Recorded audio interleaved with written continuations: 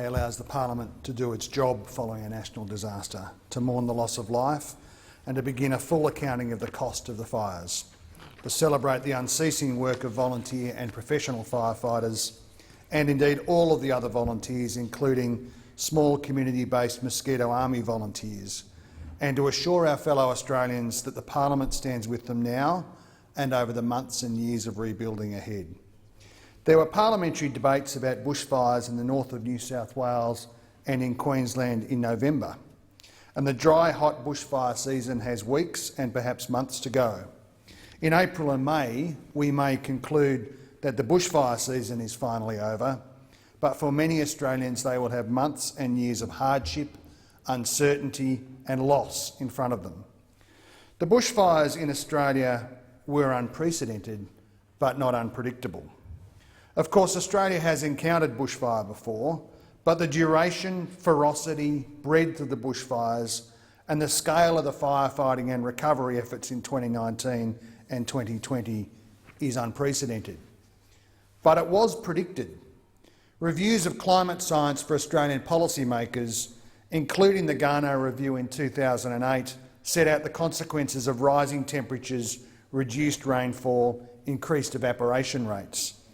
He said fire seasons will start earlier, end slightly later, and generally be more intense. This effect increases over time, but should be directly observable by 2020. Expert advice, both commissioned and from fire experts who stepped forward themselves, sounded the alarm bell about intensifying bushfire risk with drought, heat, evaporation and other factors elevating all of the factors that made this summer so dangerous. Locals, farmers, RFS volunteers, national park staff also saw the dryness of the bush, the lack of rainfall and consequent increased fuel, and have been concerned about elevated fire risk throughout all of 2018 and 2019. Yet we are a nation unprepared for bushfire catastrophe. All of the fine words in here will ring hollow if the Parliament, after doing its job today, fails to do its job tomorrow and in the months and years ahead.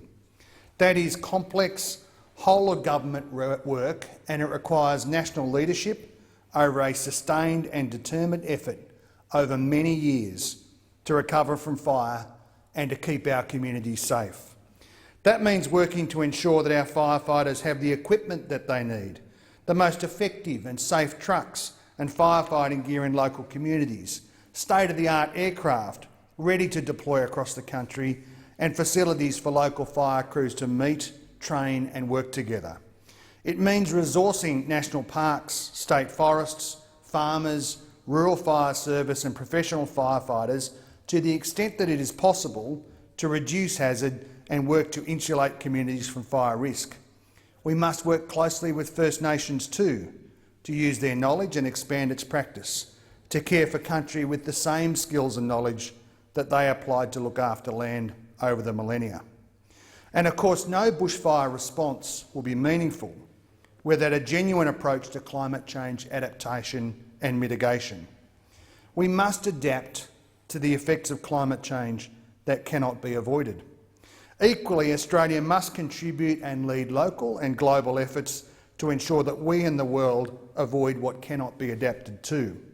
No denialism, no running up the white flag on climate action, just evidence-based, proportionate and effective climate action so that Australia can lead efforts to reduce dangerous emissions here and abroad, and adaptation efforts to ensure that communities and properties are safe from fire risk. It will be difficult to count the cost of these bushfires.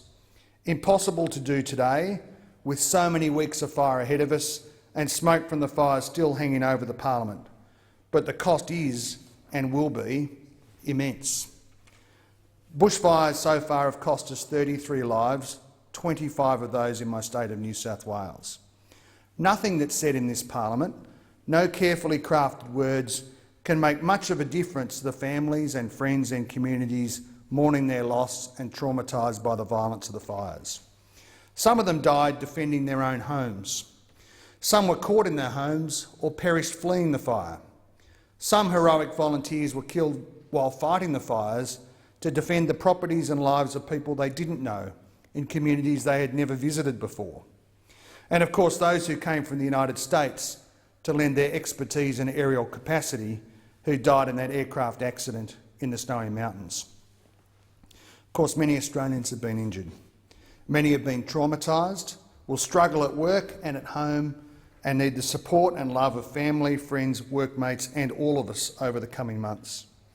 I know farmers who have selflessly volunteered with the RFS, leaving anxious family behind for day after day, week after week, only to have their own property burn, their partners and children left to cope. Commercial fishermen who have abandoned their work and incomes to fight fires far away from their own homes who will struggle to recover financially.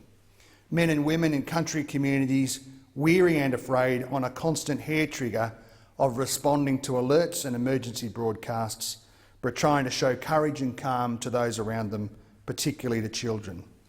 They need government to act, to lead and to back them. We should acknowledge too the other emergency service workers, paramedics, doctors, nurses and health workers who've looked after people in the fires, and police who've staffed roadblocks and supported the firefighting effort. The property loss has not been calculated.